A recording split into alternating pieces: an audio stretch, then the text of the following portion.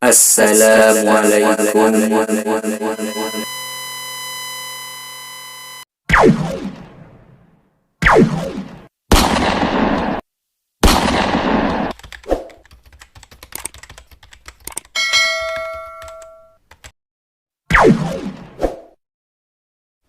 Assalamualaikum warahmatullahi wabarakatuh. Kembali lagi di channel saya, Amri Channel. Kali ini saya akan membahas soal-soal SKB PGSD bidang ilmu pengetahuan alam, lanjutan dari part 1 kemarin.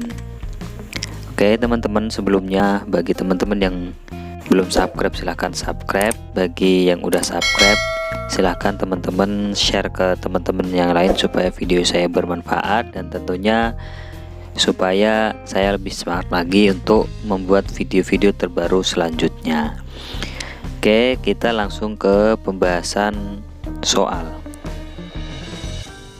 Oke teman-teman, seperti biasa silahkan teman-teman di pause dulu, dikerjakan dulu supaya teman-teman tahu seberapa besar kemampuan teman-teman dalam mengerjakan soal-soal SKB, terutama dalam bidang ilmu pengetahuan alam. Kalau udah, mari kita bahas bareng-bareng. Nomor 16. Partikel penyusun inti atom terdiri dari proton, neutron, dan elektron, proton dan neutron. Oke teman-teman, jawaban yang tepat yaitu D, proton dan neutron. Jadi teman-teman, untuk pengertian atom sendiri itu sebuah partikel terkecil dari semua materi yang ada di dunia ini yang sudah tidak dapat dibagi lagi. Jadi partikel dasar pembentuk atom itu ada 3 ya teman-teman: proton, elektron, dan neutron. Proton itu partikel bermuatan positif, elektron partikel bermuatan negatif, dan neutron partikel yang tidak memiliki muatan. Nah di sini tuh yang ditanyakan kan tadi penyusun inti atom. Kalau penyusun atom itu ada 3, proton, elektron, dan neutron. Sedangkan penyusun inti atom itu hanya ada 2, yaitu proton yang bermuatan positif dan neutron yang tidak memiliki muatan. Jadi jawaban yang tepat yaitu D, proton dan neutron. Kemudian nomor 17. Bila sebatang kaca digosok dengan kain sutra, yang terjadi adalah elektron-elektron pindah dari sutra ke batang kaca, elektron-elektron pindah dari batang kaca ke kain sutra, proton-proton pindah dari batang kaca ke kain sutra, dan proton-proton pindah dari kain sutra ke batang kaca. Oke teman-teman, jawaban yang tepat yaitu B, elektron-elektron pindah dari batang kaca ke kain sutra. Seperti yang saya jelaskan tadi ya teman-teman, untuk elektron itu kan partikel yang memiliki muatan negatif. Jadi kalau ada sebatang kaca digosok dengan kain sutra, maka partikel yang bermuatan negatif ini, yaitu elektron-elektron, akan pindah dari batang kaca ke kain sutra. Oke, kemudian kita lanjut ke nomor 18. Jika jarak antara 2 kutub magnet dijauhkan, maka gaya magnet yang timbul akan tetap bertambah menjadi 0 dan berkurang. Oke teman-teman, ini gampang banget. Jadi jawaban yang tepat yaitu D, berkurang. Jadi ini sudah sering kita praktekkan dulu ya teman-teman. Zaman teman-teman masih kecil itu pasti pernah bermain yang namanya magnet. Jadi kalau ada 2 magnet, apabila kita dekatkan magnet ke magnet yang satunya, pasti magnet itu akan menjauh. Nah dengan magnet itu akan menjauh, berarti itu gaya magnet itu akan bertambah. Semakin kita dekatkan magnet tersebut, maka gaya magnet akan bertambah. Sedangkan apabila kedua magnet ini dijauhkan, maka gaya magnet itu akan berkurang. Oke, lanjut ke nomor 19. Sudut antara jarum kompas dengan arah utara sebenarnya disebut inklinasi, kutub, deklinasi, dan bumi. Oke, jawaban yang tepat yaitu C, deklinasi. Jadi teman-teman, bumi ini tuh ada 2 jenis sudut penyimpangan magnet yang sebenarnya dengan posisi bumi yang sebenarnya. Yang pertama itu sudut deklinasi dan yang kedua sudut inklinasi. Untuk sudut deklinasi itu sudut penyimpangan yang dibentuk antara jarum magnet utara selatan dengan arah utara selatan yang sebenarnya. Jadi teman-teman bisa lihat ketika teman-teman lihat kompas itu pasti jarum kompas itu tidak sejajar dengan arah mata angin.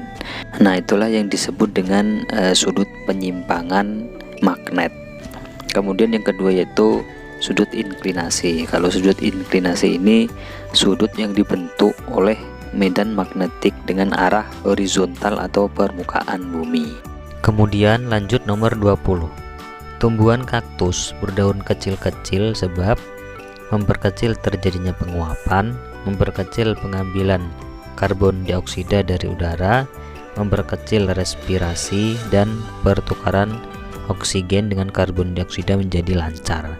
Oke teman-teman, jawaban yang tepat yaitu A, memperkecil terjadinya penguapan. Jadi teman-teman, kenapa kaktus itu tahan dengan panas? Karena salah satunya yaitu karena dia berdaun kecil-kecil. Nah, dengan adanya daun kecil-kecil ini pohon kaktus mampu bertahan di cuaca yang sangat panas. Jadi tujuan dia berdaun kecil yaitu untuk memperkecil terjadinya penguapan. Oke, lanjut lagi teman-teman. Silahkan di pause dulu, dikerjakan dulu. Kalau udah, mari kita bahas lagi. Nomor 21. Bunglon beradaptasi dengan menghindari ke tempat yang aman, menanggalkan ujung ekornya, mengubah warna tubuh, menegakkan sirip punggung sambil berdiri. Oke teman-teman, ini gampang sekali. Jawaban yang tepat yaitu C, mengubah warna tubuh. Jadi bunglon itu beradaptasi atau melindungi dirinya itu dengan mengubah warna tubuh. Kemudian nomor 22. Ikan yang hidup jauh di bawah permukaan air bentuk tubuhnya kecil. Hal ini diperlukan adaptasi terhadap suhu air, gerakan air, tekanan air, kadar garam air. Oke teman-teman, jawaban yang tepat yaitu C, tekanan air. Jadi pada prinsipnya semakin jauh di bawah permukaan air, tekanan air itu akan semakin kuat. Jadi kenapa ikan itu yang hidupnya jauh di bawah permukaan air itu biasanya tubuhnya kecil, karena dia mengalami tekanan air yang sangat kuat. Kemudian nomor 23. Benda langit yang disebut bintang berekor adalah meteor, komet, planetoid, dan satelit. Oke, jawaban yang tepat yaitu B, komet. Jadi komet itu disebut juga bintang berekor. Dia itu kumpulan dari debu dan gas yang membeku karena dia jauh dari matahari. Jadi komet ini biasanya muncul sekitar 75 atau 76 tahun sekali. Sedangkan untuk meteor itu biasa disebut juga itu dengan bintang jatuh ya teman-teman. Kalau meteor ini disebabkan oleh panas yang dihasilkan oleh tekanan pada saat memasuki atmosfer. Kemudian nomor 24. Matahari dianggap pusat tata surya karena tidak mengalami gerak rotasi, ukurannya paling besar, berwujud gas, dan letaknya di tengah. Oke teman-teman, jawaban yang tepat yaitu D, letaknya di tengah. Jadi sesuai penelitian para ilmuwan itu dalam tata surya itu matahari terletak di tengah ya teman-teman. Dan matahari itu paling besar, karena itu dia disebut dengan pusat dari tata surya. Sedangkan planet-planet yang lain itu semuanya mengelilingi matahari. Kemudian lanjut nomor 25. Revolusi planet terjadi karena planet termasuk benda gelap, planet letaknya jauh dari bumi, adanya gravitasi matahari, dan planet merupakan benda langit. Oke, jawaban yang tepat yaitu C, adanya gravitasi matahari. Jadi proses berputar dalam tata surya itu ada dua ya teman-teman. Yang pertama rotasi, yang kedua revolusi. Untuk rotasi itu proses berputarnya planet pada porosnya, sedangkan untuk revolusi itu peredaran planet mengelilingi matahari. Tetapi di sini kan yang ditanyakan kan penyebab terjadinya revolusi planet. Nah, penyebabnya itu kan karena ada gravitasi matahari. Jadi matahari itu memiliki gravitasi atau daya tarik terhadap planet yang mengelilinginya. Lanjut lagi teman-teman, silahkan di post dulu kalau udah. Nomor 26.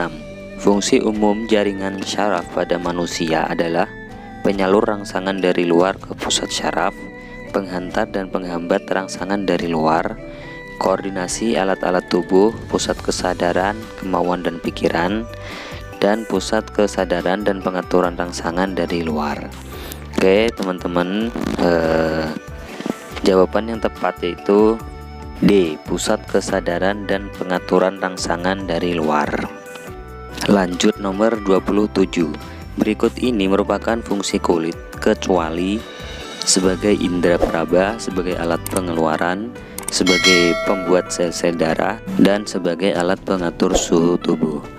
Oke teman-teman, karena ini pertanyaannya kecuali, jadi jawaban yang tepat yaitu C. Sebagai pembuat sel-sel darah. Kemudian lanjut nomor 28. Membran timpani yang menangkap getaran suara terdapat di bagian telinga luar, telinga tengah, saluran eustachius, dan telinga dalam. Oke, ini teman-teman cukup diingat aja. Jadi jawaban yang tepat yaitu B. Telinga tengah. Kemudian nomor 29. Gangguan mata yang tidak bisa melihat benda dekat dengan jelas adalah miopi, presbiopi, hipermiopi, dan hipermetropi. Oke teman-teman, ini sudah saya jelaskan di video part 1. Teman-teman bisa lihat. Ini cukup dijawab aja. Jadi jawaban yang tepat yaitu D. Hipermetropi. Kemudian nomor 30. Pada siang hari yang panas, kerbau senang berkubang pada air berlumpur. Kesenangan kerbau tersebut termasuk penyesuaian diri secara tingkah laku, penyesuaian diri secara morfologi, penyesuaian diri terhadap air, dan penyesuaian diri secara fisiologi. Oke teman-teman, jawaban yang tepat yaitu A. Penyesuaian diri secara tingkah laku. Oke, lanjut lagi teman-teman. Silahkan dikerjakan dulu. Kalau udah, kita bahas bareng-bareng. Nomor 31. Serangga dengan tipe mulut menggigit dijumpai pada belalang dan jangkrik, belalang dan kutu anjing, lalat dan kupu-kupu, gangsir dan walang sangit. Oke teman-teman bisa identifikasi serangga mana yang tipe mulutnya itu menggigit. Jadi jawaban yang tepat yaitu A. Belalang dan jangkrik. Untuk selain belalang dan jangkrik ini, jadi tipe mulutnya itu menghisap ya teman-teman. Kemudian nomor 32. Berikut ini hewan yang tingkat reproduksinya rendah adalah tikus, ayam, sapi, dan badak. Jawaban yang tepat yaitu D. Badak. Untuk tikus itu reproduksinya tinggi, ayam juga tinggi. Kalau untuk sapi itu sedang ya teman-teman, rendah enggak, tinggi enggak. Jadi di sini kan yang ditanyakan yang tingkat reproduksinya rendah. Jadi jawaban yang tepat yaitu D. Badak. Kemudian nomor 33. Berikut ini adalah jenis jamur yang dapat dimanfaatkan sebagai sumber makanan kecuali jamur kuping, jamur tiram, jamur sarang burung, dan jamur payung. Oke, ini berhubung pertanyaannya kecuali, jadi jawaban yang tepat yaitu C. Jamur sarang burung.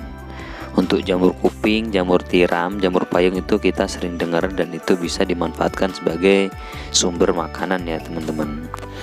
Kemudian nomor 34. Minuman yogurt dibuat dari susu yang difermentasi sehingga mengandung alkohol, anggur yang diawetkan, susu yang dipadatkan, dan susu yang diasamkan dengan bantuan bakteri tertentu.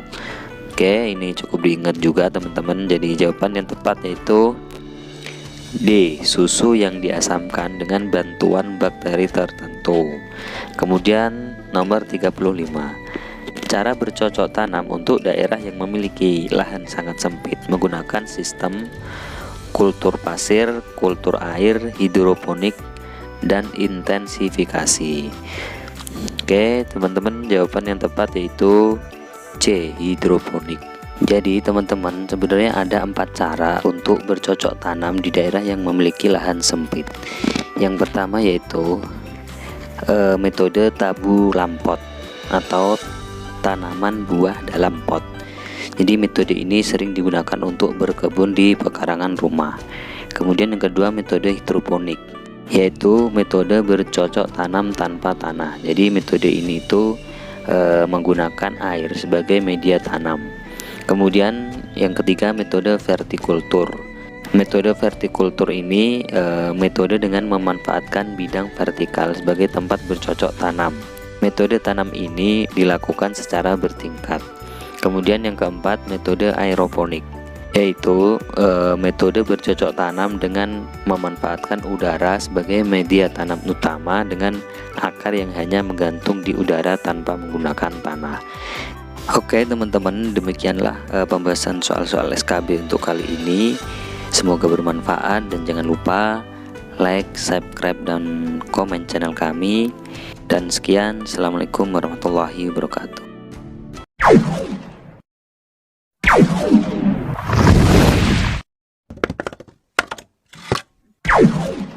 Wassalamualaikum